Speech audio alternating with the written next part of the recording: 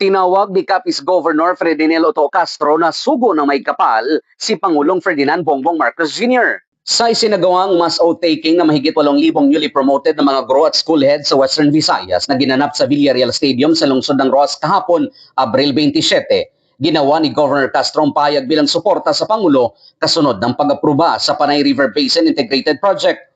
Para sa gobernador, ang proyekto ay katuparan ng dekadang pangarap na hindi na isa katuparan noon at simbolo ng konkretong aksyon mula sa pambansang pamahalaan. Binigyang diin niya na hindi kailanman nauga ang kanyang paniniwala na si Pangulong Marcos ay sugo ng Diyos.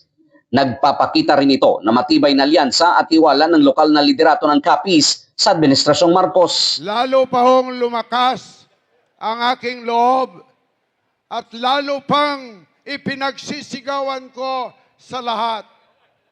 At lalo pang lumakas ang aking paniniwala na hindi kailanman nauga ang paniniwalang ang Presidente Bongbong ay siyang sugo ng may kapal.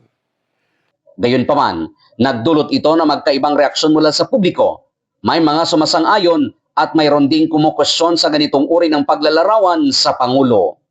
Ito si K5 Roldan Bisana Villarreal para sa Kampiyon na Balita, Serbisyo Publiko at Kasiyahan sa Pilipinas. K5 News FM.